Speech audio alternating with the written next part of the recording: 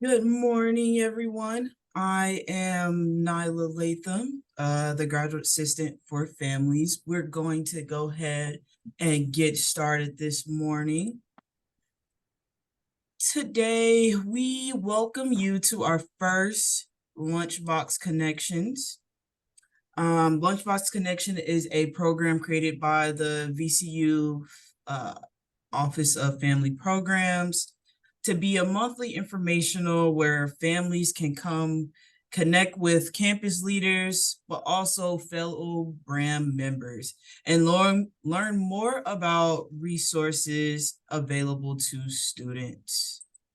This Lunchbox Connection is titled Learning About Student Accessibility and Academic Resource with the student accessibility with this VCU student accessibility and educational opportunities.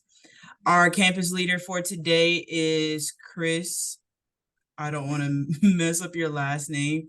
I'm going to do my best. Parthamos, the Assistant Director of Student Accessibility and Educational Opportunity. Today, Lunchbox will serve you with a presentation, then a Q&A, and then we will end the Lunchbox Connection. However, individuals who would like to ask Chris personal questions or questions they did not feel comfortable asking in the majority, we will put him into a breakout room and then you can ask some questions. All right, now it is time for me to stop talking so we may have our lunch for today. And here is Chris. I'm gonna have him introduce himself as well.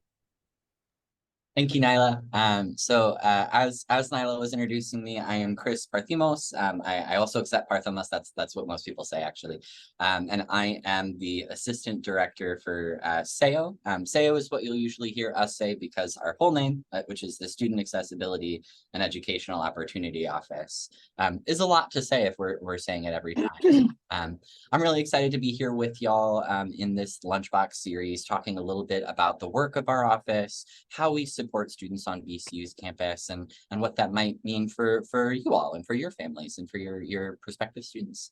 So I'm gonna start by advancing my slides. And I find it really helpful, accessibility is not a word that's part of everyone's day-to-day conversation, and the work of our office isn't always part of everyone's day-to-day conversation. And so when we talk about the work of an accessibility office, or what other universities might call a disability services office, I find it really helpful to start with the big picture, the biggest possible picture.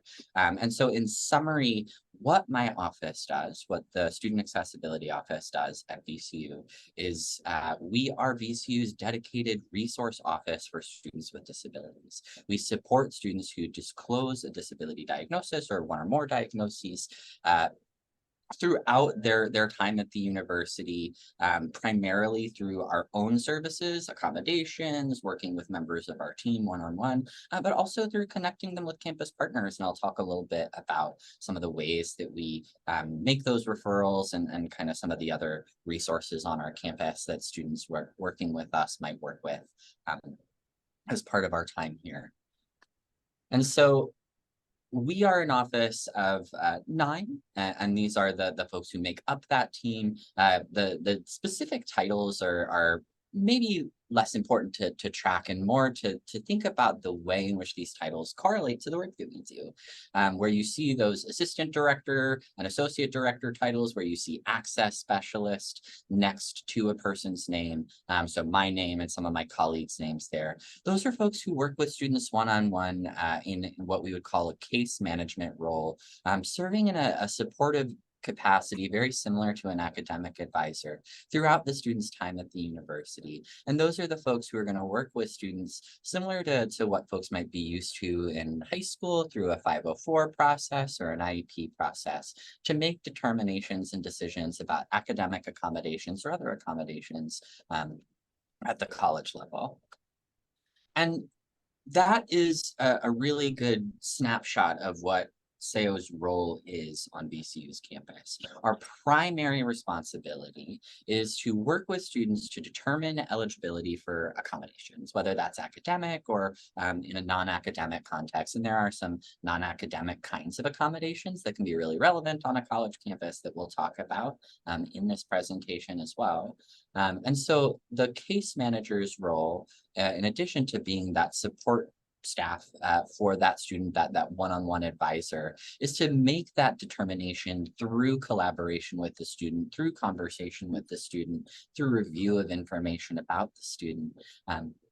To make decisions about what those accommodations are going to be, and then to connect students with other available supports, and then to make sure that any academic accommodation that's put in place is going to work for that student over time. We also provide a supportive role for faculty and staff at the university to make sure that those members of VCU's community also understand the needs of our students and they know how to implement those accommodations within the context of their specific course. But in addition to that kind of central role, there's a lot of things that SAO does at VCU. Many of our students have needs that kind of fall outside of what could be traditionally addressed really neatly by an academic accommodation. They may need an ongoing support, thinking about things like organization, study strategies, time management, organization, I said twice, but it's really the crux of it. And so those students can work one-on-one with a member of our team, serving as a learning specialist. That's really similar to some other services on campus. There's great academic coaching at the Campus Learning Center. Where our program differs is its level of focus and expertise in working with students who may identify themselves as neurodivergent or otherwise find that they need additional support around kind of executive functioning really broadly. In addition, we work with some of our students to provide forms of assistive technology. Often that's going to be software like a screen reader that can read text out loud for students who may have a disability of some form that impacts their reading, whether it's a visual impairment, dyslexia, otherwise. We also work with students to make sure that they have physical access to classroom spaces. We do workshops such as this one, training such as this one, not only to families and to students, but to kind of a large number of people around campus. We work with orientation leaders, we work with academic departments. We teach 3 sections of UNIV 191, which is a college transition course. We consult on university policy, and we have a program that I'll talk a little bit more about today, which is our SAO Scholars program. SAO Scholars is a transition program for students who are going to be registering with our office, who might find they need a little bit of additional support navigating that jumping point from high school into college, making sure that first year goes more smoothly as they connect with us. And I think that is a really important thing to capture in thinking about how students engage with services like ours on a college campus, because there are some big differences between how disability services works in a college context and how folks may be used to navigating it in the context of a high school or a middle school. And one of the really, really big ones is that secondary institutions and pre-secondary institutions, high schools, middle schools, all of those places have a different legal framework. They have a different set of guidelines on how they support students. And that kind of makes some big changes in even the beginning of the process. High schools and middle schools are obligated to proactively identify students who may require accommodations, who may need an IEP, who may need a 504 plan. And so they engage with and provide resources to either identify a place to find a diagnosis or at least connect a student with those accommodations. And as part of that work, they often share the diagnoses, share the symptoms that students are experiencing with the teachers and with the folks in those 504 plans, in those IEPs. There's very often information that would otherwise, and in other contexts, be understood to be private or to be confidential. And the school also is kind of in the driver's seat for sharing that information. That document is given to each student's teacher. It's kind of often going to be shared with community partners if the school is engaging community partners as well. On a college campus, all of that is very different. In the context of college, students are really in the driver's seat about how they engage with our services. The student gets to decide not only whether or not to register with our office, obviously with family support often, but ultimately it's the student's decision whether or not to connect with our offices. And then once they've connected with our office, whether or not to use specific accommodations they've been approved for. And so the student also gets to decide, even once they've made that decision, when, where, and how they want to disclose to other members of VCU's community. Our office wouldn't be sharing information about a diagnosis with students. It's not included with information like a transcript, anything like that. There's a really, really heavy emphasis on privacy and confidentiality for students engaged with our office. But that also places more responsibility on the student, both in terms of that initial point of communication with our office. In order for a student to receive accommodations, they have to connect with us, they have to register for our services and make that initial disclosure. And then in using the accommodations, the student would be responsible for sharing that a letter of accommodations with individual professors. And so another really, really big point of difference, folks who may have navigated a 504 for one of their children or maybe familiar with that process. In high school, accommodations are generally negotiated or discussed either yearly or at the beginning of each semester. And often these are really big meetings, really can at times be tense meetings. And they can be really, really difficult in many cases to make adjustments outside of those regularly scheduled meetings.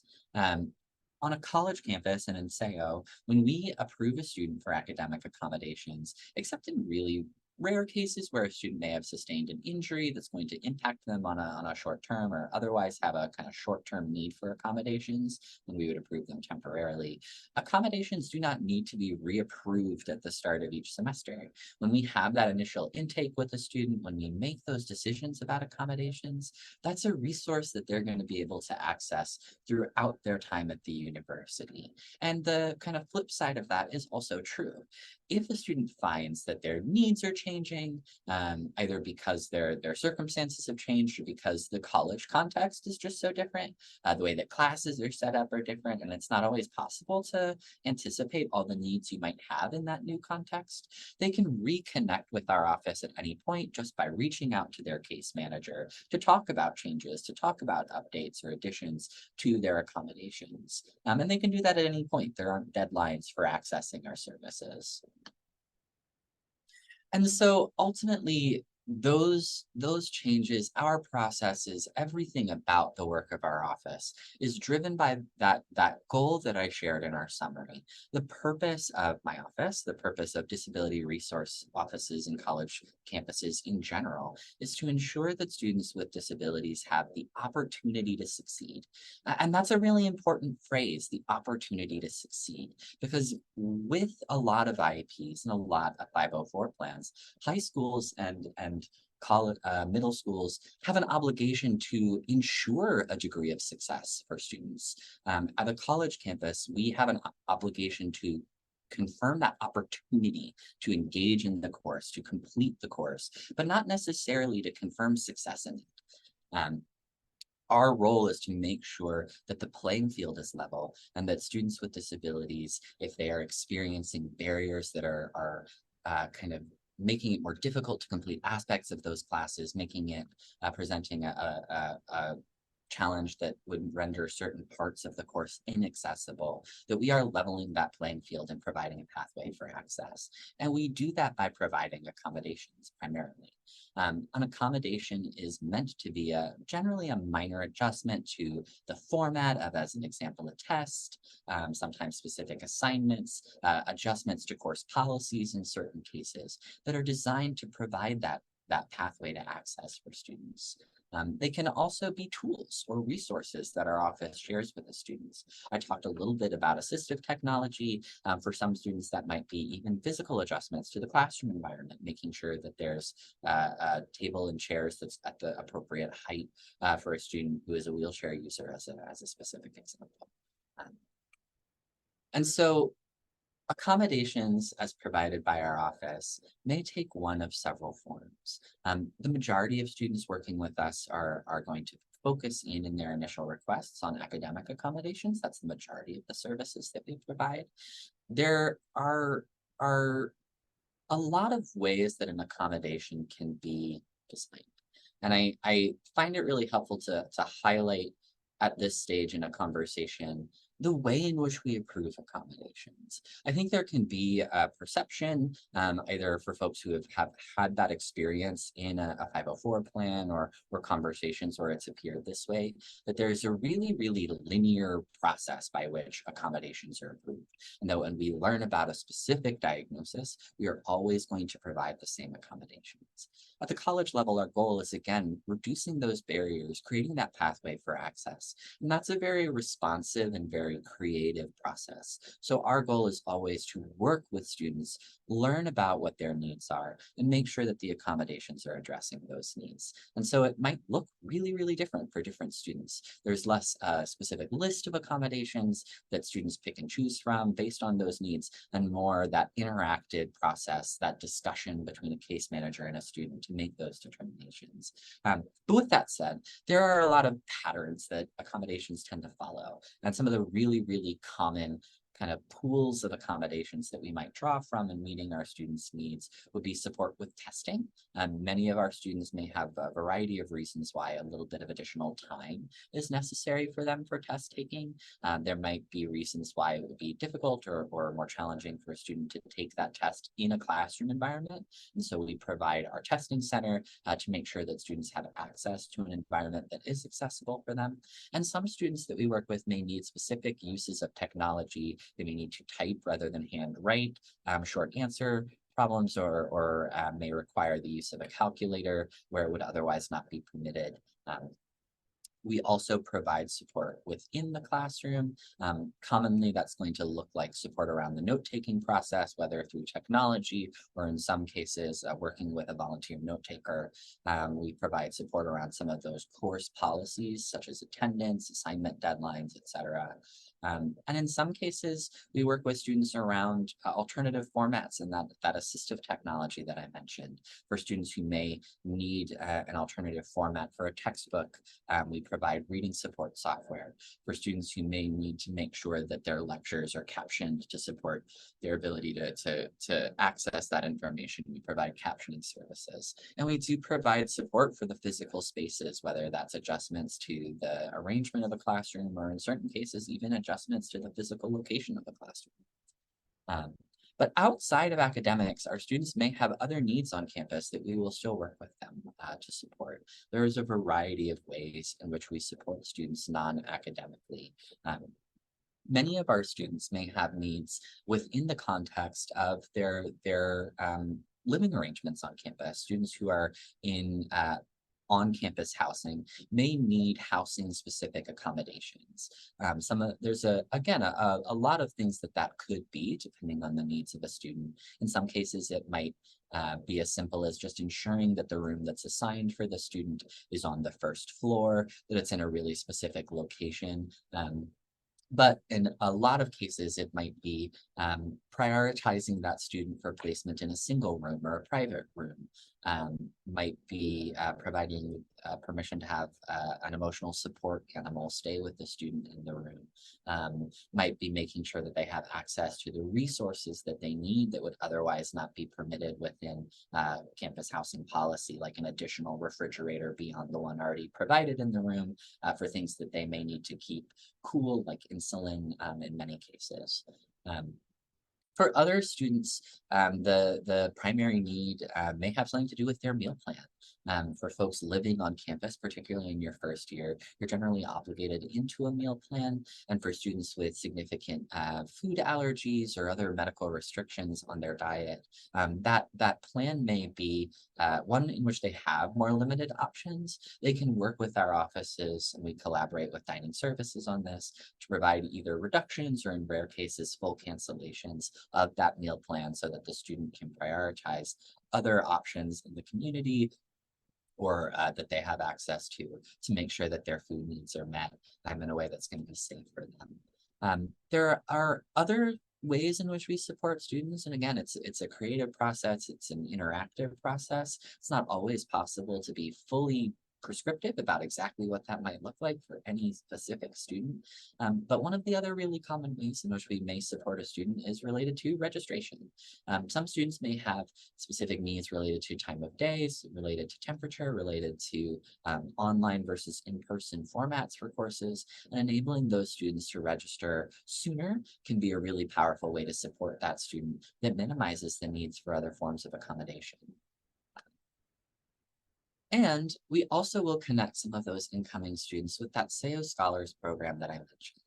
SEO Scholars is a first-year transition program that's really focused on working with students, primarily students who would identify as being neurodivergent, in having a successful transition to that first year of college, which can be overwhelming for any student, but particularly for a student with a disability who's kind of navigating those sharper differences between the way that that is supported in a high school context and the way that that's supported by faculty in the college context.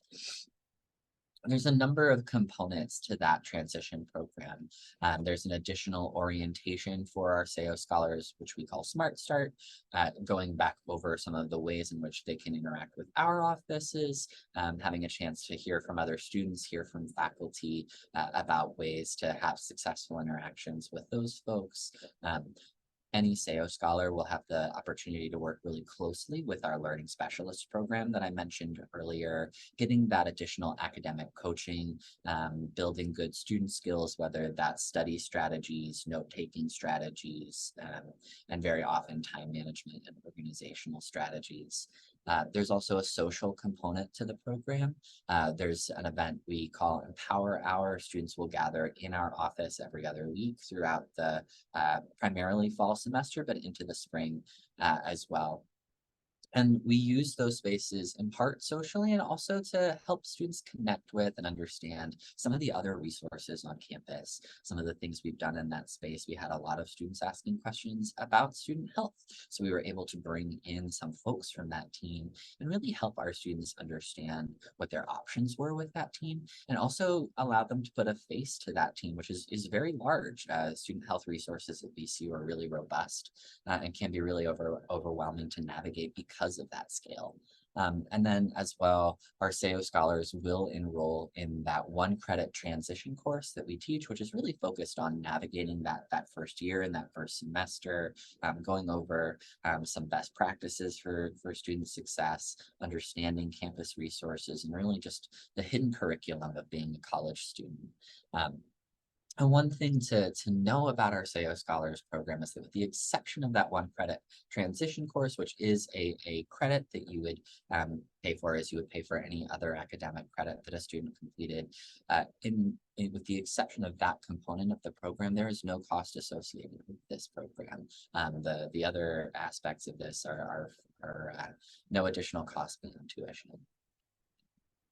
And so that is the primary roles and primary resources provided by our office. Something that I think is really important to capture when we think about the way in which our office supports students and works with students is that work is often really focused on advocacy and focused on interaction with really specific members of our campus community. We can create that accommodation letter for a student, but if we aren't able to support that student and be in the room with that student when there become questions from specific professors or specific staff members, that accommodation letter begins to become a little bit less useful. So we really prioritize working closely with our students, working closely with their professors. And often that is the primary place where that work can happen. A really important thing to capture about the experience of being a student with a disability on campus, and I say this as a person with a disability and as a person whose own college experience included many of these cases, there are times where what we need on an ongoing basis, what we need as a formal accommodation, may not be what we need for a specific week where our needs are more elevated because our symptoms are more elevated or there's just more things going on. And one of the values of that hands-on work with the case manager, that connection to our office, is that students have a member of VCU's community who knows them well, who knows that this is a possibility that something like this could happen, and then can jump in to help communicate with instructors, communicate with specific members of VCU's community to make sure there's going to be a support structure in place and make sure the student has what they need when those moments of increased need occur. In addition to that, because of the work that our office does, we are really, really widely embedded around VCU's campus. We work with almost every academic department. We work with a lot of other resources on campus because our students use most of the resources that are on our campus. And there are a lot of really great resources on our campus. Some of the ones that our students use most frequently include the Campus Learning Center. I'll talk really briefly about what these places are because I think it's helpful to understand not only what our office does, but some of these other resource centers. The Campus Learning Center is a really great academic resource for students at VCU. And one of the primary services they provide is tutoring. There are a lot of different tutors at the Campus Learning Center, especially for general elective courses that the majority of our students will take. And so getting additional academic support around specific subjects, the Campus Learning Center is a really, really great place for that. Particularly in those general electives, another way in which the Campus Learning Center, or CLC, will provide that is with what they call supplemental instruction. You may also hear people talk about SI sessions. Supplemental instruction leaders are students from kind of an upper level at the university, a junior or a senior, who have completed those specific courses previously, done particularly well, and been identified by peers or by instructors as someone who would be a really good leader for helping new students navigate that course. They'll hold additional sessions to go back over the material, to practice, take practice quizzes, work on assignments, depending on the structure of the course. And that can be a really, really good way to increase opportunities for learning. And additionally, the Campus Learning Center offers academic coaching. It's very, very similar to the Learning Specialist program within our office, but available to any student at VCU. And for first-year students, there's actually two ways that you can receive those services. You can work with a peer as a peer academic coach, or you can work with one of the Campus Learning Center's full-time staff members who serves as an academic coach. And that's a service that's available to any student at the university. There are also a lot of more specific and specialized resources at the university. The math department offers a lot of resources internally to support math learning for students who might need a little bit of additional support with essay writing, either in that focused inquiry course that all of our students will take, or in some of those general electives that might be more writing intensive. Working with a consultant at the Writing Center can be really, really, really helpful for students who may be taking a research-focused class for the first time, or just looking for more support in navigating the specific research resources at VCU specifically. You can actually have a one-on-one consult with a librarian at VCU's library. They can help you get a better sense of what the resources are, how to navigate those online resources, how to be productive in research search to make sure that you're getting what you need to structure those research papers. For students who are looking for more support around mental health, which many students connected with our office do, University Counseling Services is a great partner. Students can work with a therapist or a counselor from that space one-on-one on a short-term basis to kind of navigate those tougher moments on campus. And then the counseling services will partner with an external provider in the community or for teletherapy to make sure the student has the services they need on an ongoing basis. The University Counseling Services group also does some really, really great support groups that a lot of our students work with. There's an ADHD support group that's really terrific. There's an LGBTQ kind of community group there that's really, really positive for a lot of our students. And there's an anxiety group there. There's a lot of really specific support group resources that can be really powerful to build community around that experience, which is really prevalent. And another really terrific resource that is available through University Counseling Services to our students is an app called Timely Care.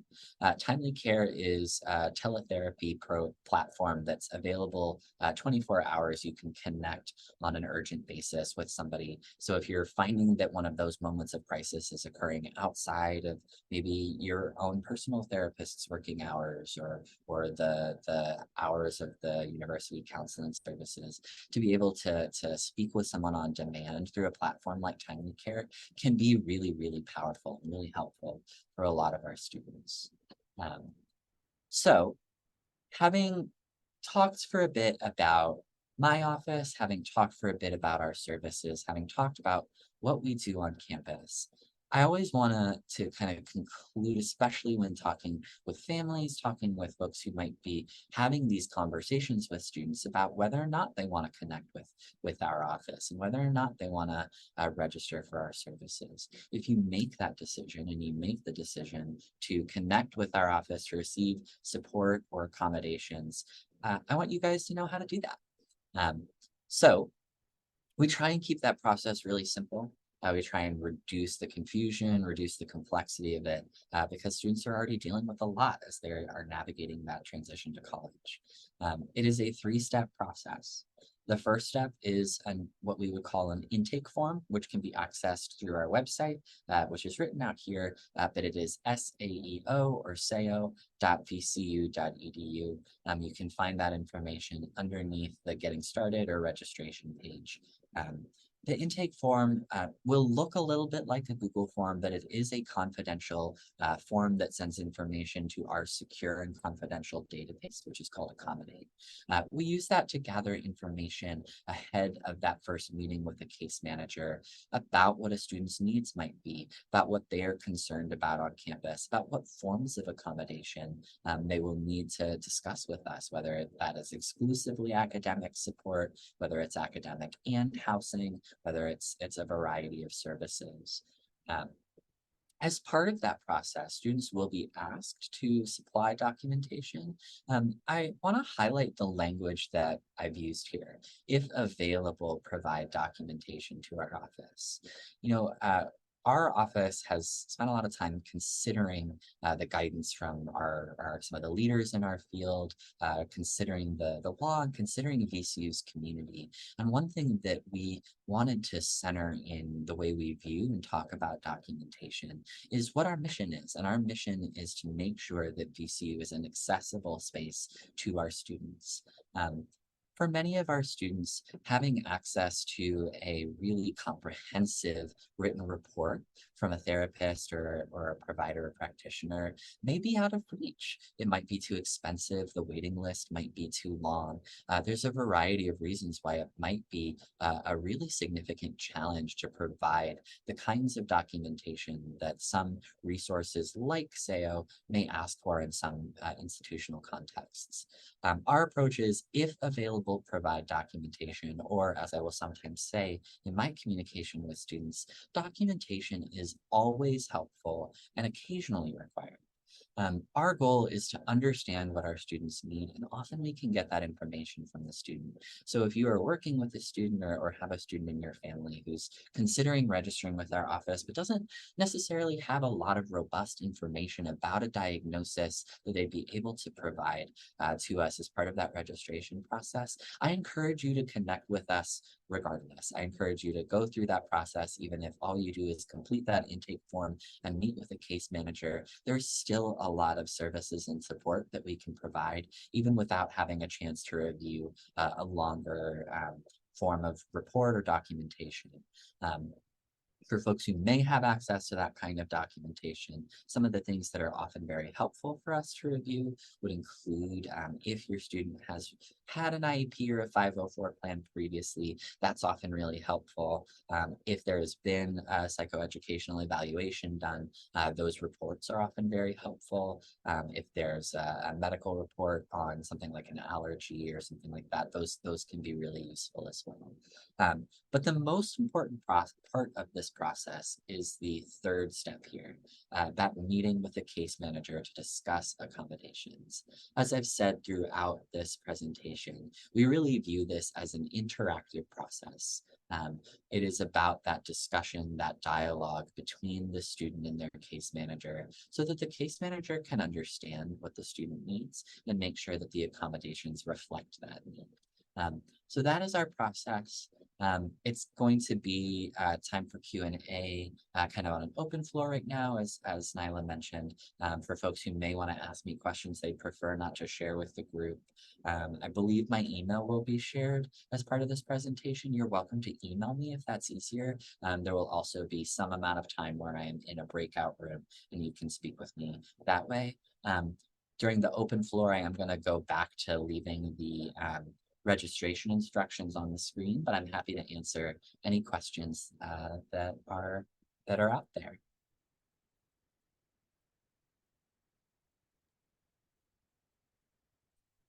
We have one question that was sent to the Q&A part of the Zoom. It says, for a blind student, do you provide O&M services before school starts, or the student has to get his or her own orientation and mobility specialist to help with that?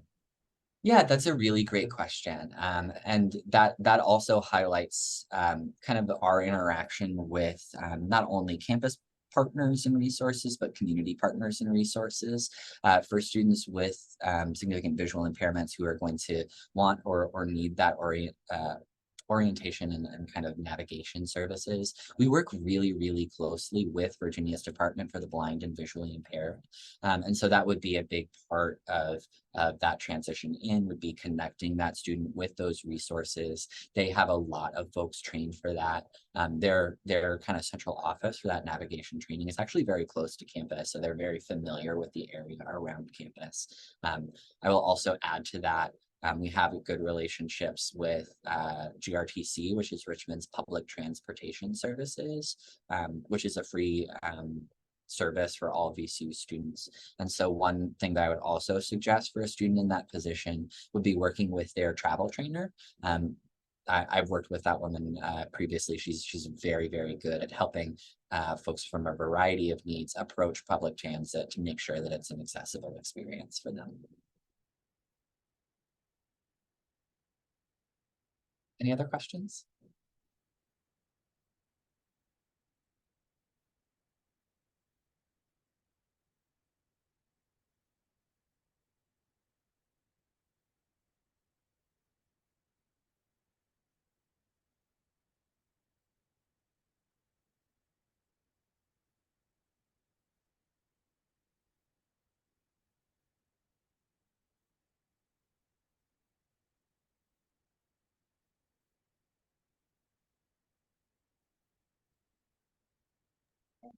Alright. Do you want to move me into the breakout room, or is there another question?